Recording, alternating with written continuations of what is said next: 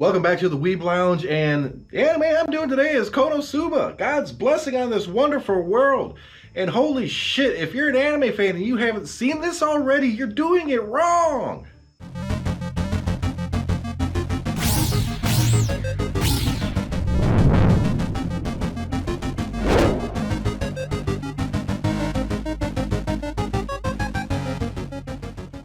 Okay, seriously, you guys. If you're a fan of anime, you like anime, you haven't seen Konosuba, but you like anime, what's wrong with you? If you have not seen Konosuba, just forget the video. Forget the video. Give me a little like and subscribe down there. Forget the video. Go watch the damn anime. It is probably, if not the bestest isekai anime there is. Period. It is absolutely fun. It is comedic as hell. All the characters have great personalities. And it's actually one of the few that, in my small little POS town, actually had the movie show up at the theater for a couple of days. I got to go watch it in the theaters, the Konosuba movie. I'm in a little old, it was great. I loved it. I absolutely loved it. But anyways, for those of you who are still sticking around and want to know a little bit of a background, well, there's an awful lot to go over, but I'm going to just stick to the main characters. What is this anime about? Mostly about Kazuma. Kazuma is a freaking idiot. He's a shut-in gamer otaku guy, okay? Which a lot of us can relate to, I know. And yeah, and on one day he decides to like go off to the city to get like a super mega edition brand new video game that came out, and he can't wait to get his hands on it. He spends all day getting it, and then just as when he's coming back home, he sees a girl walking out in front of like a truck, and he is like, oh my God, I have to do something. So he dives and pushes the girl out of the way from getting in trouble, and he dies. That's not quite how it happened. Okay, for one, this girl was never in danger. It wasn't a big, massive speeding truck. It was a slow-ass tractor coming towards her. She could have walked circles around this thing easily. Kazuma apparently just flipped his shit, and it was like, oh, I gotta save the life, push her out of the way. And he's sitting there. He didn't die from the tractor running him over or anything. Tractor stopped. He died from shock and pooped himself. That is pathetic as hell. Poor Kazuma. Not really. That's just pathetic as hell. But okay, the thing is, Kazuma ends up in basically like heaven or whatever. Well, I don't know if it's heaven or like a middle way or stopping point or void or whatever the heck it is, but he finds himself sitting in a chair, and across from him is Aqua.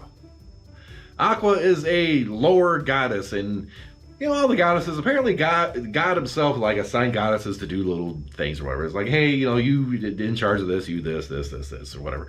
And, you know, I guess because of Kazuma's really, really pathetic way out, God's kind of said, okay, we'll let you reincarnate him into this other world. Let him have one thing of his choosing to go to this world and try to defeat the Demon Lord. And if you defeat the Demon Lord, you can come back to the human world and reincarnate there or something, right?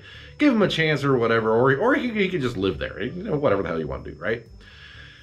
Well, while he's sitting there, Aqua, this blue-haired, beautiful goddess, absolutely beautiful goddess, buxom, you know, Kazuma is looking, and he's looking. Aqua is basically just being sarcastic and berating to him. She's being a bitch. Okay, there's no other way to put it. Aqua's being a bitch to Kazuma, and Kazuma's getting pissed. So what does Kazuma do? Well, he's going to this other world. He gets to take one thing of his choosing, so he's like, okay, Aqua, you're the thing I'm choosing. And it's kind of like a ah my goddess thing where, you know, Beldandy ends up agreeing to date the guy because that's what he wanted or something like that. It's kind of an oh my goddess thing, only with a more comical and not so happy part to it. But anyways, you know, Aqua, obviously she didn't want to go and everything, but God is like, yeah, that's fine, that's okay. So calls over this other goddess, Eris or whatever, to take Aqua's spot while Aqua gets, you know, thrown into the other world with Kazuma. So there's your first two characters. Kazuma, the guy that didn't get ran over by a tractor and died, and Aqua, the arrogant, self-appropriated mini goddess of stupidity. It's the Axis Church. It is gross. Her followers are all weird as shit. No, I'm getting you gotta watch the anime, you'll know what the hell I'm talking about. But anyways, of course, she's not happy to be there, but now they gotta make their life here in this new world. Well, this new world is basically a JRPG, a Japanese role-playing game. Like an MMO. They're in the starting town. Like, seriously, they even call it the damn starting town. They're in a starting town. They go to this guild thing. They get assigned a little card that gives them their stats and what they're best at, you know, intelligence rank, strength rank, all this stuff. And, you know, Kazuma, you know, he's thinking, hey, I got reincarnated into another world, all these kind of stories and everything. I'm going to be super powered as all hell. He gets his card. He's about as average as shit. Has above average luck, which he has not experienced any of yet, but nothing of importance. And then Aqua gets her card and she's like, oh my god, high-ranking, super high Templar priestess of crazy, oh, you're just started and you're already like the best there is. And looking at her card, she has crazy-ass stats, but except for her intelligence. And Aqua's dumb as hell. She ain't got no brains at all. There's something wrong with her. I think the followers represent the level of that in the thing. Okay, that's my theory on that, and I couldn't explain it any clearer if I wanted to. So, basically, they're there. They have to figure out a way to survive, and they end up forming basically a party to start doing quests. Typical JRPG stuff, and that's where they meet their two companions, who are also both kind of just... Kazuma has no luck whatsoever. Okay, number one, Darkness. Darkness, she wears yellow and armor, long hair, blonde, big old titties, and just looks like a warrior class. It looks very reliable, but the problem is, number one, she has a sword. Number two, she's never hit anything with it. She'll swing it all to high hell, but she in the Kono fan mobile game, there's a 10% chance of her swing actually hitting the damn monster.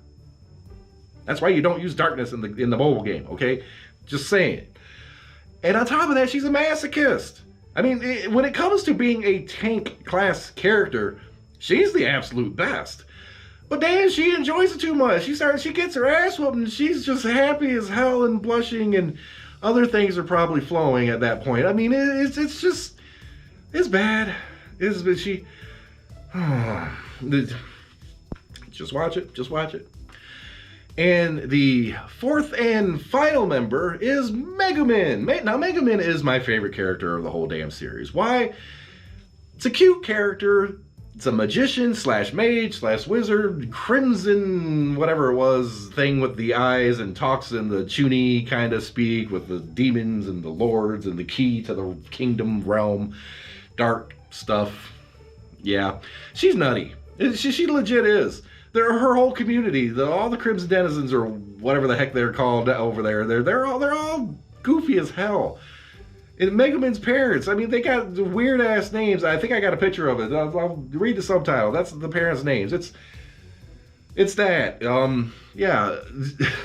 She is like about as worthless as a wizard, mage, whatever that you can think of. Why is that? She knows one frickin' spell. And you guys should know what it is. It's explosion. She specializes in explosion magic. And it is such a massive amount of mana that takes to create these explosions. There are nukes going off. She can light off nukes. The thing is, she can only do one a day, and then her mana just goes kaput, and she... done. Even in the Kono fan game, she does her ultimate, which is explosion, and then boop, done, dead. Good, she's gone. Wakes up the next day, has something to eat, she's good to go for one more blast, right? That's what she does. It's what she does. I mean, it's great in some cases, because like if you have to, you know, conquer a castle, well, if you don't really care about the castle that much, you can just have her cast an explosion on the damn thing, boom, there's the castle gone. Fighting a big ass monster out in the middle of a field, boom, that monster gone, and so is like about 100 square acres. Yeah. the part of a JRPG is dungeon crawling, right? Going into dungeons, going into ruins, fighting, all this. She can't go in there.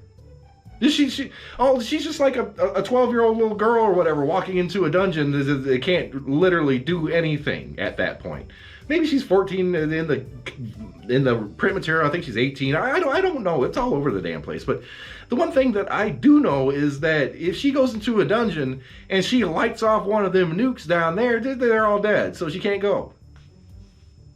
And not terribly helpful, you know.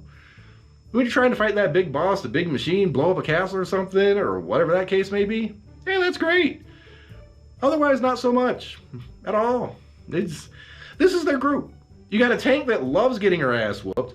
You got a mage that can cast one big ass spell a day.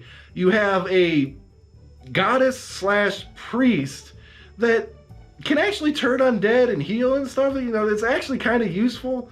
But she's referred to as the useless goddess because she doesn't ever use her powers really when needed, necessary, or properly.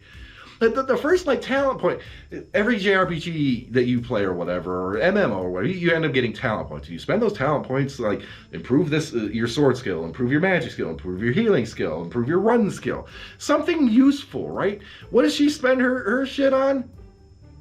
A party trick skill.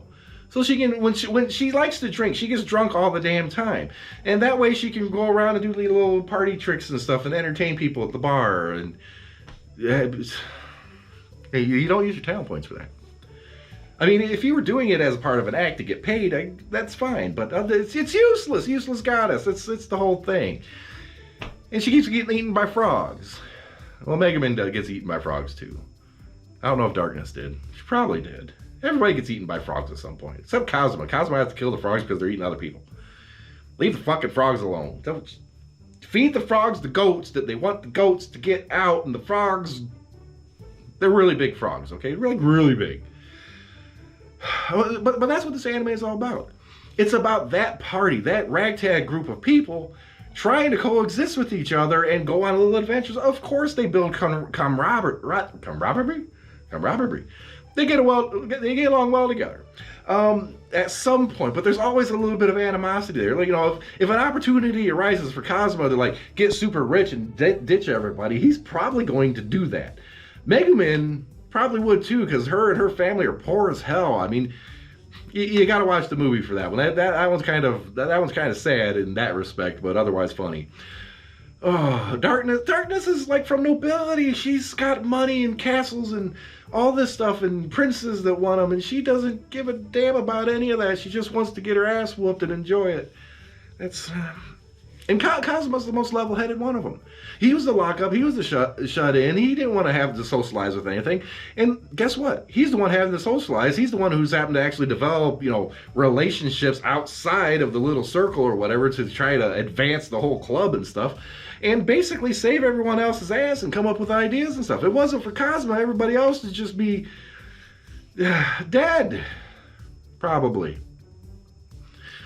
And, you know, the whole thing about going and defeating the demon lord so they can get resurrected and everything. I mean, eventually they get some money. They end up having a little comfy life. And they kind of don't care anymore until something happens. And then they care, you know.